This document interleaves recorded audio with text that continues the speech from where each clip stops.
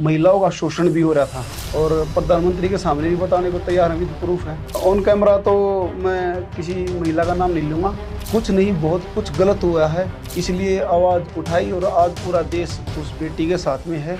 कल मैं जंतर मंतर पे ही था।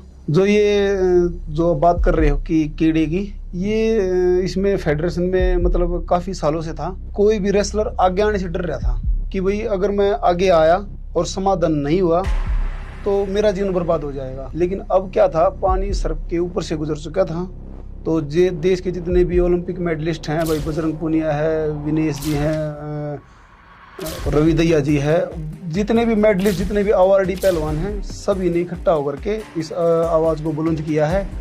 और आज आप देख ही रहे हैं, फैसला पहलवानों के हक में ही है। पर मैं ये जानना चाहता हूँ थोड़ा और, आपने सब मर्दों के नाम लिए, क्या ये प्रॉब्लम मर्दों के साथ थी? नहीं, मैं लेडीज़ पहलवानों के भी साथ में थी।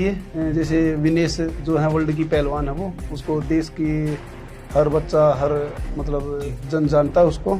वो भी कल जंतर मंतर पे उसकी आंख से आंसू निकले हैं। तो ऐसे ही कोई लड़की मतलब रोड पे बैठ के नहीं रोएगी।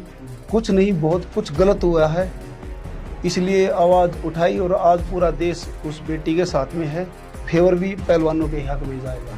आपने बहुत सारे रेसलर्स के नाम लिए और आपने ये कहा कि काफ़ी समय से ये प्रॉब्लम थी।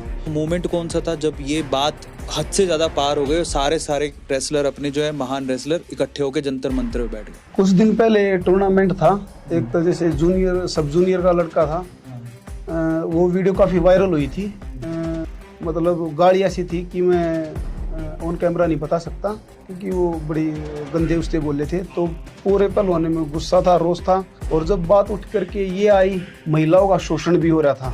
ये पहली रिपोर्ट किसने दी कि हमारे साथ ये हो रहा है? ये देखो ऑन कैमरा तो मैं किसी महिला का नाम नहीं लूँगा। और जो विनेश जी ने कल बताया कि भाई अगर मामला कोर्ट तक गया तो वहाँ पर वो लड़की आएंगी, और प्रधानमंत्री के सामने भी बताने को तैयार हैं, विद प्रूफ है। शोषण था 100%, इसमें कोई झूठ नहीं है। फेडरेशन में काफ़ी धांधलेबाजी और गंदगी थी, क्योंकि फेडरेशन के जो अध्यक्ष हैं ये अपनी दादागिरी चला रहे थे। इसीलिए मतलब पहलवानों को एकजुट होकर के जंतर मंतर पे आना पड़ा। देखो, जो सिलेक्शन होता है वो मंत्री जी के हाथ में तो है नहीं।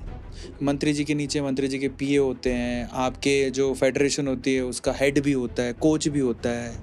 तो मैं ये जानना चाहता हूँ कि जो कीड़ा है, जो आप बोल रहे थे कि मंत्री जी, हो सकता है आप जो कह रहे हैं आपके शब्द के हिसाब से कि मंत्री जी दादागिरी दिखा रहे थे, वो किसी को टिकने नहीं दे रहे थे, लेकिन जो कास्टिंग काउच का कीड़ा है, फ़ायदा उठाने वाला, वो नीचे से ऊपर तक था कि सिर्फ ऊपर तक था, वो थोड़ा समझो।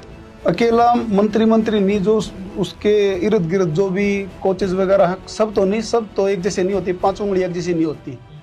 लेकिन इस में ज़्यादा ही मतलब गंदगी घुस चुकी थी। जो कुछ कोच भी हैं वो भी इसका फ़ायदा उठा रहे थे, लेडीज़ रेसलरों का भी फ़ायदा उठा रहे थे। वो मनमानी करते थे अपनी, कहीं ना कहीं।